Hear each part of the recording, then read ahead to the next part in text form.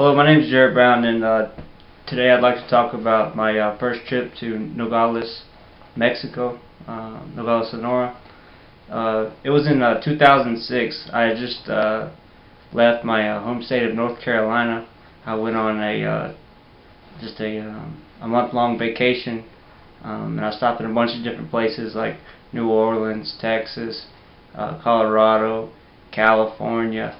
But I finally settled on Arizona, and I moved to Tucson. So after being there for about, I don't know, a week or two, I decided to go down to Nogales for the weekend, because it was the first time that I'd ever been to Sonora, the state of Sonora in Mexico. So so one afternoon, probably about 4:30 or something, I arrived in Nogales, Arizona. I crossed the border. I found a hotel, put my stuff down, and then I went out for a walk, and I just stopped at all the little stores where they're selling like crafts and leather goods and ceramics and paintings and stuff like that. And I was talking to one guy that was a painter. He was painting a bunch of different western scenes and mountain scenes and ocean scenes and stuff that reminds people of Mexico. A lot of tourists come there and buy paintings from him, and then bring the paintings back to the United States and hang it up on the wall. So I was talking to this guy, and he offered me some tequila. I drank the tequila. Everything was fine. We were talking, just having a good time.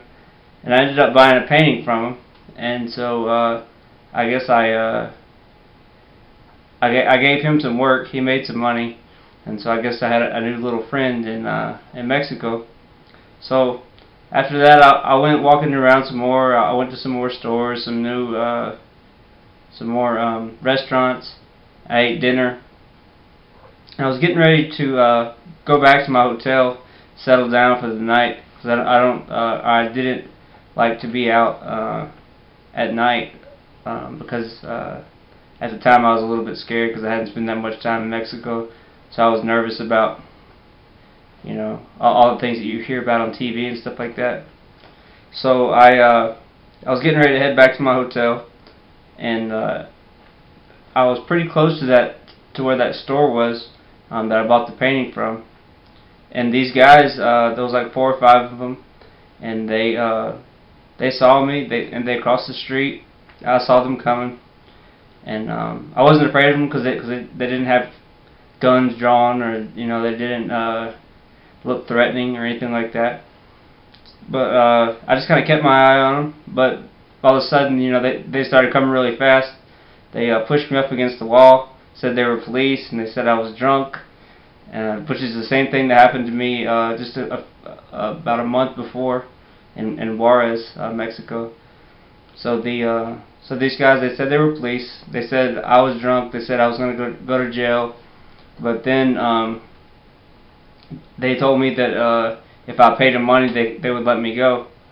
But right about that same time, the man that I bought the painting from came out of his store. I guess he was getting ready to go back home, and he saw what was happening, and he started yelling at the guys, and he picked up a broom. And he didn't swing it at him, but he was like waving it, in the air, and he was yelling and everything, and I started yelling, and the guys they took off running. But and I can't remember if they took money from me or not. At the time I remembered, but I'm not sure now, because I've been robbed so many times in Mexico, so I guess they all just kind of run together.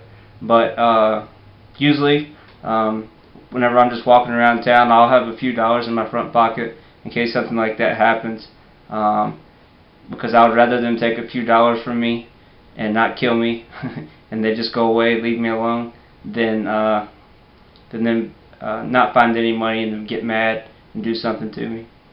But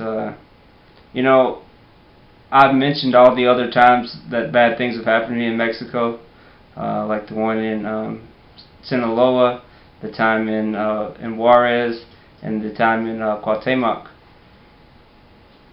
But you know, the reason those things happen is because the border area is very dangerous. Um, it's it's not a safe place to be at all. If you go there for a day and maybe you're with a big group of people and you stay in the tourist zone and you know you don't go to bars and you just go as straight and narrow as possible, there's a good chance you'll be safe. But if you drink beer, if you go in the neighborhoods, if you kind of go off the beaten path a little bit, that's when the danger level goes up. That's when you could run into trouble, and especially if you're like me, I always go by myself. Not always, but a lot of times I go by myself, and so I'm a target because I'm an American. They know I don't have a gun, I don't have a knife, because it's illegal for Americans to carry weapons in Mexico. So they see me, I'm by myself, they know I don't have a weapon. There's nothing I can really do. They probably think that I don't speak Spanish, so they think they can just confuse me or push me around and trick me by saying that they're the police and stuff like that. So I guess because of the way I travel and the things that I do when I travel, sometimes I've become a target, which is fine. I can deal with it. I can handle it, and it's not going to stop me from going back to Mexico or